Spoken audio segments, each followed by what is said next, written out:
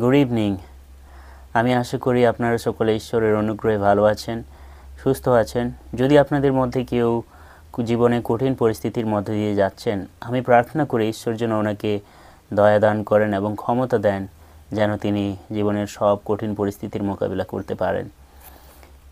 আমি ঈশ্বরের অনুগ্রহে জীবিত আছি, সুস্থ আছি অনেকটা, এবং দীর্ঘদিন বেশ কয়েকদিন আমি আমার চ্যানেল থেকে অনুপস্থিত ছিলাম, কিছু ভিডিও আপলোড করতে পারিনি। তার কারণ হচ্ছে আমি নিজের পড়াশোনা নিয়ে একটু চিন্তিত হয়ে পড়েছিলাম এবং আমার কাছে যারা পড়ে তাদেরকে পড়ানো নিয়েও আমি অনেকটা ব্যস্ত ছিলাম। আমি এক্সট্রা সময় খুঁজে বার করতে পারিনি, কিন্তু ঈশ্বরের গৌরব হোক, আমি ওনাকে ধন্যবাদ দিই যে তিনি আজ সন্ধেবেলায় অর্থাৎ রবিবার সন্ধেবেলায় তিনি আমাকে ফ্রি টাইম দিয়েছেন, দান করেছেন। এবং আমি ভাবলাম যে বিশেষ একটা বিষয় নিয়ে আমি আপনাদের সামনে আসি। আজ থেকে কয়েক মাস আগে একটা হমিলি আমি পড়ছিলাম সাধু জন ক্রিসিস্টমের। সাধু মতিলিখিত সুসমাচারের উপর সাধু জন ক্রিসিস্টম অনেক হমিলি তিনি লিখেছেন, অনেক হমিলি তিনি প্রচার করেছেন। তার মধ্যে থেকে একটা হমিলি আমি প্রিন্ট আউট করেছিলাম, যেমনটা আমার হাতে দেখতে পাচ্ছেন।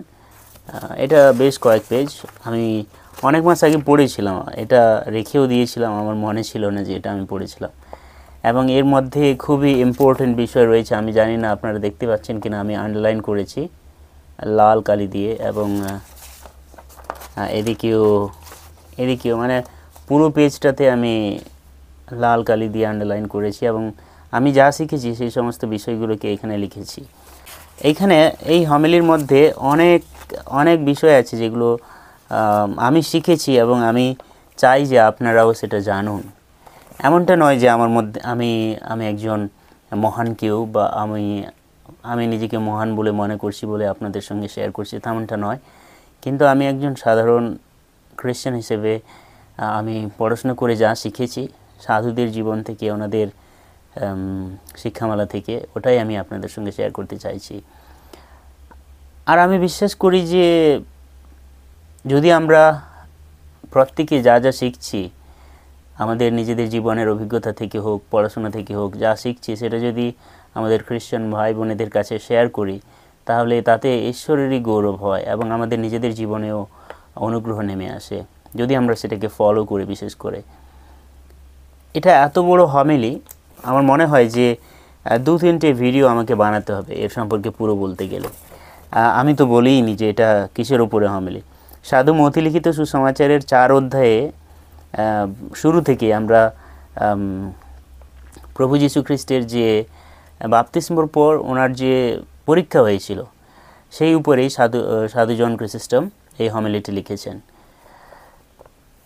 তার কিছুটা অংশ আজ আমি আপনাদের সঙ্গে শেয়ার করতে চাই। এটা বলতে পারেন এটা পার্ট 1-এর ভিডিও, প্রথম পর্বের ভিডিও। এরপরেও আমি নিয়ে আসবো যদি সময় পাই। প্রথম কিছু পেজে আমি পড়ে যা শিখেছি সেটা হচ্ছে, যেমনটা এখানে দেখতে পাচ্ছেন, লিখেছি যে শয়তান হাজার হাজার বছর ধরে মানুষকে ঠকিয়ে আসছে, হাজার হাজার বছর ধরে মানুষকে মিথ্যা বলে আসছে। মানুষকে কিভাবে মৃত্যুর দিকে নিয়ে যেতে হয় সে জানে, শয়তান জানে, তার অভিজ্ঞতা অনেক। সেই জন্য তার কোনো কথাই আমাদের শোনা উচিত নয়। প্রথম যে বিষয়টা আমি শিখেছিলাম এই হমিলি পড়ে, সাধু জন ক্রিসিস্টমের কথা পড়ে, সেটা হচ্ছে এইটাই যে শয়তান সত্যি তার হাজার হাজার বছরের অভিজ্ঞতা রয়েছে। মানুষ হচ্ছে ঈশ্বরের সবথেকে দামি সৃষ্টি, এবং সেই দামি সৃষ্টিকে কিভাবে নষ্ট করে দিতে হয় শয়তান তা জানে। আমি নিজের জীবনে আমি জানি যে আমি কতটা দুর্বল, এবং আমার মধ্যে আমিও অনেক সময় শয়তানের প্রলোভনে পড়ে অনেক মন্দ কর্মে লিপ্ত হয়েছি। নিজের অভিজ্ঞতা থেকে আমি জানি যে আমরা মানুষ অনেক দুর্বল এবং আমরা অতি সহজেই ফিসলে যেতে পারি পাপের মধ্যে। সেই জন্য এই কথা আমাদের স্মরণে রাখা উচিত যে যখন আমরা শয়তানি প্রলোভনের মুখোমুখি হচ্ছি, আমাদের অবশ্যই মনে রাখতে হবে যে ঈশ্বরকে ছাড়া আমরা সেই প্রলোভনের লড়াইতে জিততে পারবো না, ওনার অনুগ্রহ ছাড়া, ওনার ক্ষমতা ছাড়া। কারণ অলরেডি শয়তানের অনেক অভিজ্ঞতা আছে। যুগ সৃষ্টির শুরু থেকেই সে ঈশ্বরের সৃষ্টিকে, মানুষকে সে ঠকিয়ে আসছে। সে জানে কিভাবে আমাদের প্রত্যেককে কিভাবে বিপথে নিয়ে যেতে হয়, সেটা সে জানে। এটা প্রথম শিক্ষা আমি এই হমিলি পড়ে পেয়েছিলাম আর কি। এবং আরেকটা দ্বিতীয় শিক্ষা আমি যেটা পেয়েছিলাম সেটা হচ্ছে বাপ্তিস্ম নেওয়ার পরে কিন্তু সব কিছু ঠিক হয়ে যায় না। বাপ্তিস্ম নেওয়ার পর সব সমস্যার সমাধান হয়ে যায় না।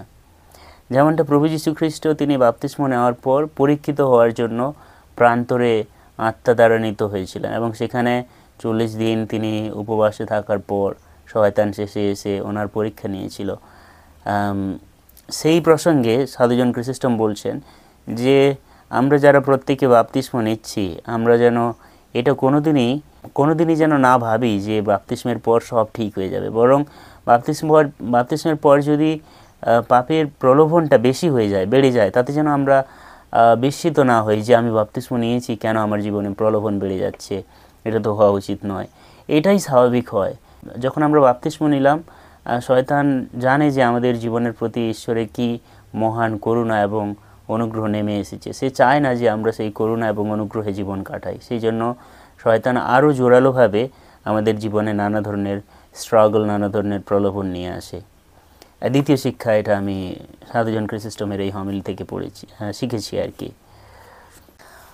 আরেকটা ব্যাপার যেটা আমি শিখেছি এই হমিলি পড়ে, সেটা হচ্ছে যে আমাদের কখনোই একা থাকা উচিত নয়। একা বলতে আমি এটা বলছি না যে মানে স্পিরিচুয়ালি একা থাকা উচিত নয়, যে কোনো দিন চার্চে যাব না, যারা চার্চের যে সমস্ত অন্যান্য বিশ্বাসীরা রয়েছে তাদের সঙ্গে কখনো মিশবো না, এইরকম অবস্থায় আমাদের কখনো থাকা উচিত নয়। কারণ প্রভু যীশু যেমন প্রান্তরে একা ছিলেন এবং শয়তান তাকে পরীক্ষা করার জন্য এসেছিল, তেমনি যখন ঠিক এখানে সাধু জন ক্রিসোস্টম আরও একটা কথা বলছেন, যখন হবা একা ছিল, জেনেসিসে আদি পুস্তকে আমরা দেখি যখন হবা একা ছিল, আদমের থেকে বিচ্ছিন্ন হয়েছিল, তখনই শয়তান কিন্তু এসেছিল। তারা দুজনে যখন ছিল তখন আসেনি, কিন্তু যখন হবা একা ছিল তখনই তাকে প্রলোভিত করার জন্য শয়তান এসেছিল। আর সেই জন্য শয়তান ভালো করে জানে যখন আমরা একা থাকি তখন আমরা স্পিরিচুয়ালি একটু দুর্বল। ওই জন্য আমাদের কখনোই একা থাকা উচিত নয়। আমরা যেন ফ্রিকুয়েন্টলি, অর্থাৎ যত ঘন ঘন সম্ভব আমরা যেন একে অপরের সঙ্গে মিলিত হই, চার্চে মিলিত হই বা বাইবেল স্টাডিতে মিলিত হই, আমরা যেন রেগুলারলি তা করি, দিলে শয়তান আমাদেরকে প্রলোভিত করতে পারবে না।